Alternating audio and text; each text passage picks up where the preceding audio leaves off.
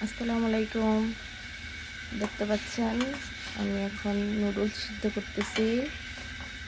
আমার ছেলে এখন ঘুম থেকে উঠবে, সে এখন উঠে নাস্তা করবে, সেই জন্য আমি তার জন্য নুডলস রান্না করতেছি।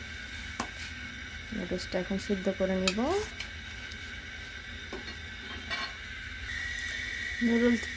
নুডলসটা সেদ্ধ হয়ে গেছে, এখন আমি চুলা থেকে নামিয়ে ছেঁকে নিব।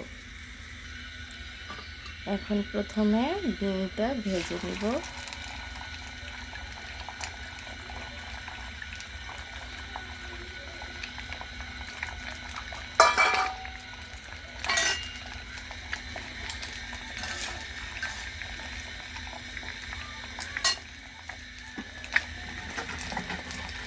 ডিমটা প্রথমে ভেজে নিলে নুডলসটা রান্না করা সুন্দর হয়, ঝরঝরা হয়, ভালো হয়। তাই প্রথমে ডিমটা আমি ভেজে নিচ্ছি, এরপর নুডলসটা রান্না করি। এভাবে ঝুড়া ঝুড়া করে নেব।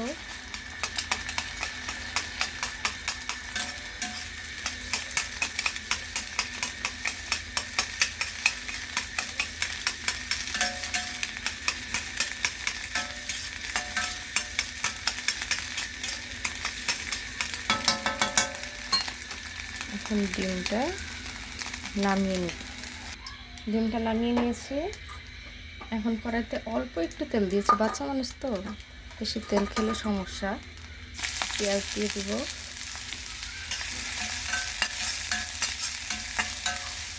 পেঁয়াজটা একটু হয়ে আসলেই ডিমটা দিয়ে দেব। ডিমটা দিয়ে মশলাটা দিয়ে এরপর নুডলসটা দিয়ে দেব। আমার ছেলে আবার পেঁয়াজ একদমই পছন্দ করে না, এরপরও তো পেঁয়াজ ছাড়া তো রান্না করা যায় না, তাই ছোট্ট একটা পেঁয়াজ দিচ্ছি।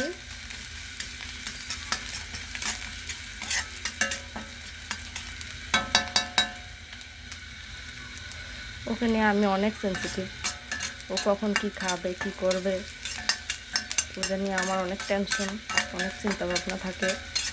বিকেলবেলা দুপুরবেলা ঘুমাইলে বিকেলে উঠে কি খাওয়াবো, কোন খাবারটা দিলে ভালো হবে, ওইটা নিয়ে অনেক আমার দুশ্চিন্তা থাকে। এখানে ঘুম থেকে ওঠার আগে আগেই আমি ওর জন্য খানা রেডি করে রাখতেছি। ডিমটা হয়ে গেছে, পেঁয়াজ হয়ে গেছে, এখন ডিম দিয়ে দিব।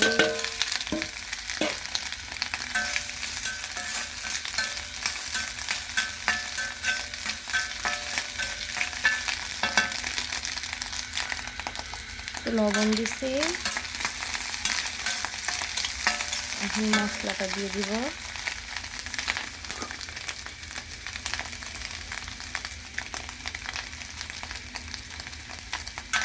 মশলা দিয়ে নেড়ে, বাচ্চা মানুষ তো তাই মরিচ দেবো না, ঝাল খেতে পারবে না। এখন নুডলসটা দিয়ে দেবো।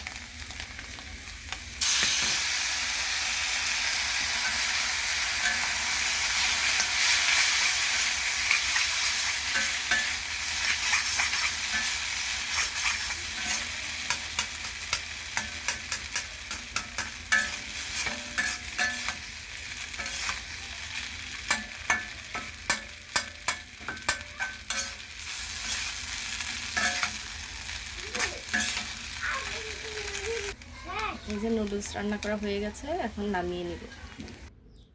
এই হচ্ছে আমার বাবার বিকেলের নাস্তা। কেমন লেগেছে সবাই কমেন্ট করে জানিয়ে দিবেন, একটা লাইক, একটা সাবস্ক্রাইব করে দিবেন।